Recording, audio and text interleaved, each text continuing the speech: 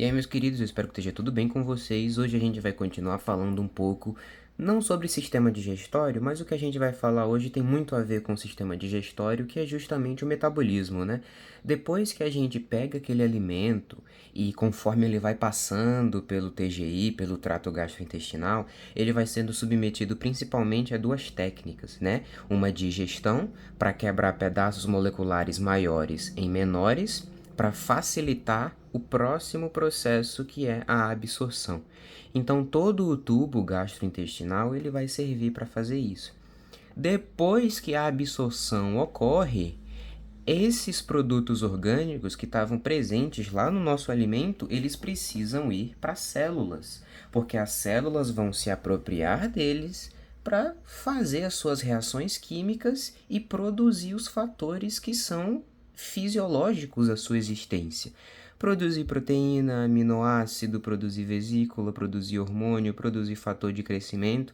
Enfim, a demanda quem vai determinar é a célula. Ela só precisa do substrato, da matéria-prima para transformar naquilo que ela precisa para o metabolismo dela.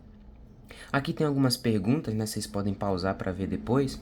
E já que a gente falou sobre produção, o metabolismo vem a ser justamente isso. Deixa eu só baixar esse carinha aqui. Aí ficou muito melhor.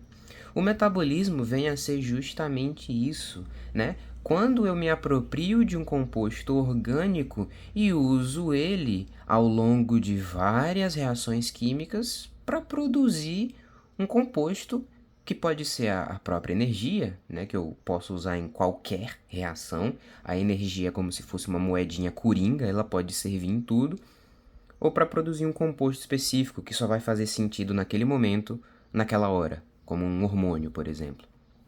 Então, o metabolismo vem a ser justamente esse conjunto de atividades químicas, né? Ou seja, esse conjunto de reações químicas que envolve o tempo todo fabricação e quebra, fabricação e quebra, fabricação e quebra, quebra, fabricação, que são realizados pelas células com a finalidade de produzir a própria energia para sua sobrevivência ou então algum outro composto que vai ter uma função hormonal, por exemplo, endócrina, exócrina, ou então que vai ter uma função de intermediário. Às vezes a célula faz um conjunto de reações químicas para resultar em um único composto. Esse composto ela vai usar, não para ela em si, mas ela vai usar como um reagente de uma outra cadeia de reação química, né? Então, às vezes, a célula faz uma síntese para dar origem a um produto que vai ser usado como um reagente para outra reação química, né? Então, são muitas reações químicas acontecendo no metabolismo celular o tempo todo.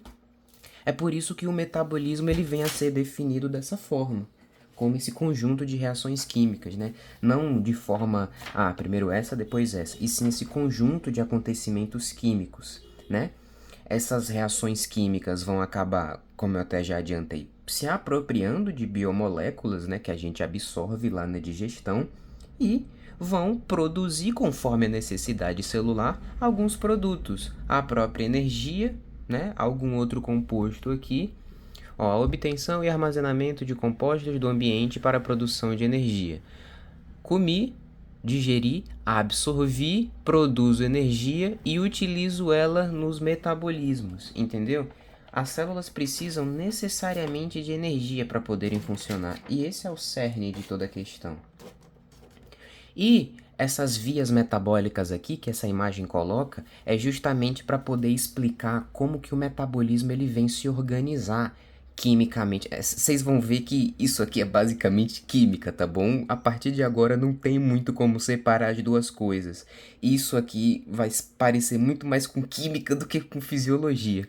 Mas, como eu expliquei agora há pouco, né? Quando uma célula utiliza uma reação química para produzir algo, que esse algo produzido vai ser usado como reagente de uma outra reação. É basicamente isso que eu acabei de explicar agora.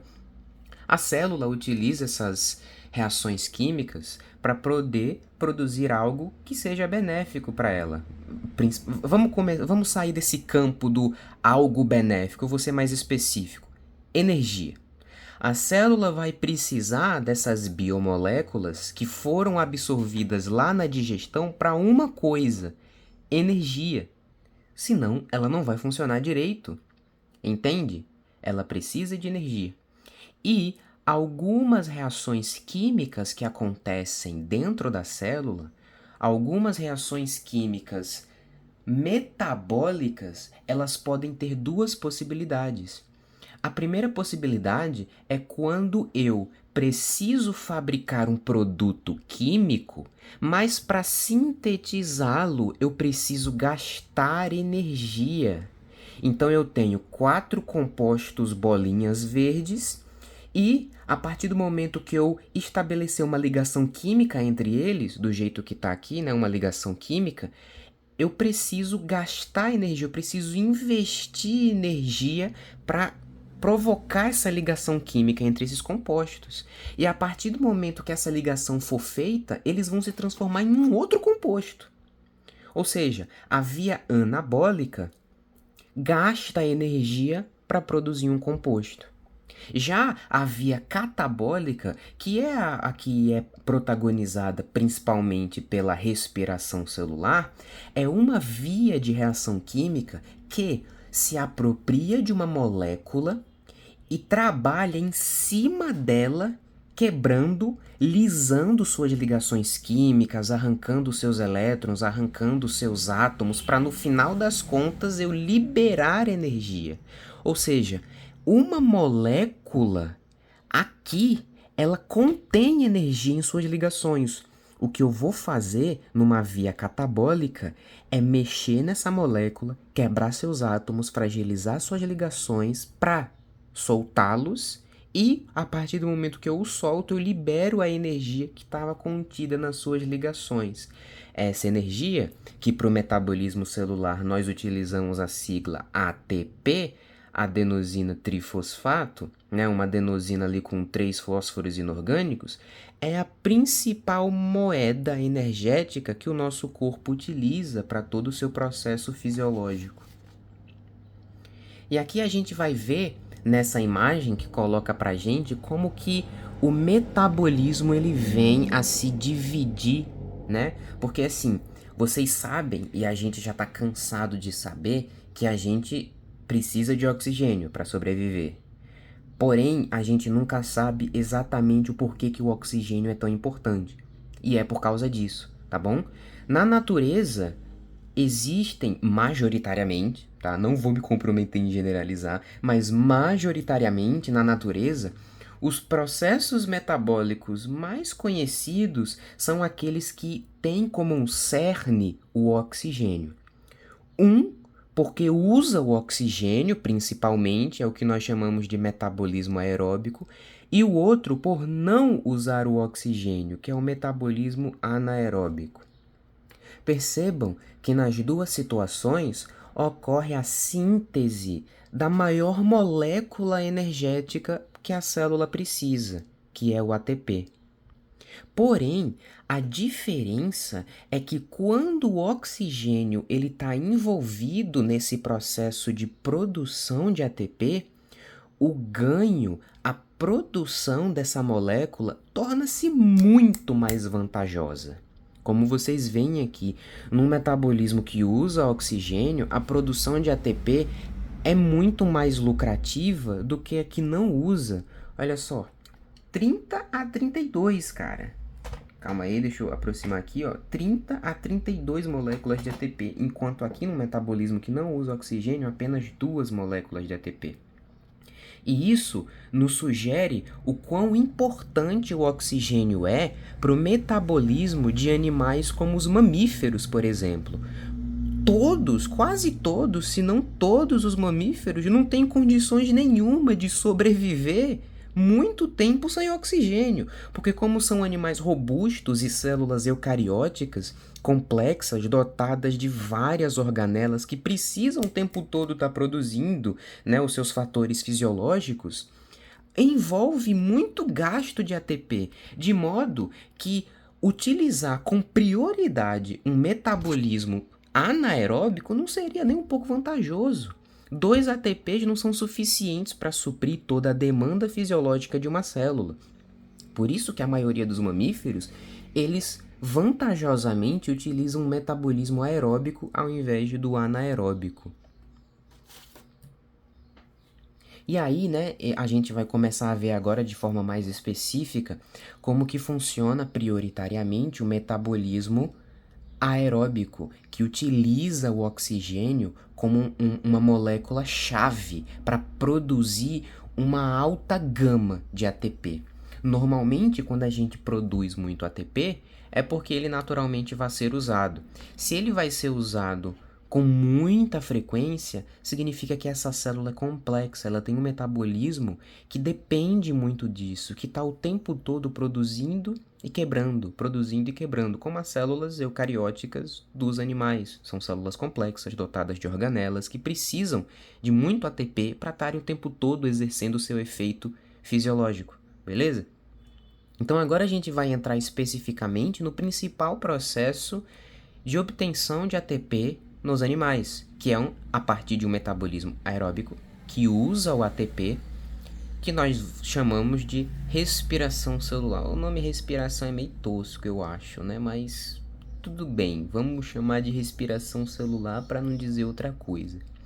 A primeira fase dessa respiração celular é a glicólise, tá? De todos os compostos orgânicos que o nosso corpo absorve lá nos enterócitos, a glicose, um carboidrato, é o principal composto orgânico. Os carboidratos são os compostos orgânicos preferidos do nosso metabolismo para poderem tirar ATP. Por quê? Porque os carboidratos, eles são moléculas químicas estáveis e uma vez estáveis, eles possuem ligações muito concisas entre os seus átomos. Ou seja, se eu quebro aquelas ligações, eu libero um percentual de energia muito bom que eu posso usar para o metabolismo. Então, na maioria das vezes, a glicose é o principal substrato que vai ser usado na respiração celular. Mas, se for uma situação que, por exemplo, não haja uma disponibilidade de glicose, né, e assim, ocorra a glicogenólise, né, assim, quando a gente vai discutir mais lá na frente, só que digamos que todo o estoque de glicose do seu corpo acabou tudo, zero, não tem zero glicose, nem glicogênio, nada, zero. Se falta esse carboidrato aqui, o que o seu corpo vai fazer é utilizar o tecido adiposo que você tem, quebrar aquele tecido adiposo, aquele triacilglicerol, e produzir a partir dele um carboidrato. Seria o processo chamado de gliconeogênese. Isso, você vai produzir glicose a partir de um substrato que não é um carboidrato, né? Então, ou seja, mesmo quando a glicose acaba, o seu corpo utiliza um mecanismo para produzir glicose a partir de um composto que não é um carboidrato, tá? Então, sei lá, caramba, você comeu uma colher cheia de Nutella. Aquela Nutella vai passar por todo o teu trato gastrointestinal e vai chegar lá no lúmen do teu intestino. Aqueles carboidratos vão sofrer o efeito, né, das amilases alfa-pancreáticas e vão ser absorvidos pelos enterócitos para a corrente sanguínea. Na corrente sanguínea, o aumento desses carboidratos vai acabar sinalizando o pâncreas, né? Graças a alguns peptídeos gastrointestinais também, né? Vamos deixar isso claro. E aí o pâncreas vai produzir a insulina, e essa insulina na corrente sanguínea permite que a glicose e que os outros carboidratos entrem no citoplasma da célula. E aí essa é a parte mais importante, porque a glicólise acontece no citoplasma da célula. Então a insulina enfiou a glicose, né? A insulina enfiou a glicose lá dentro do citoplasma, e no citoplasma é isso aqui que vai acontecer, tá?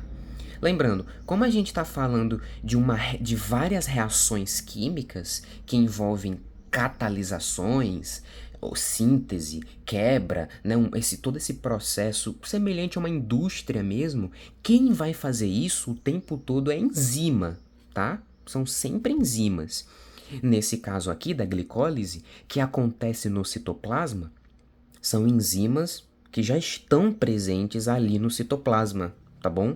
Elas já estão ali compartimentalizadas no citoplasma e são específicas para esse tipo de processo aqui, a glicólise.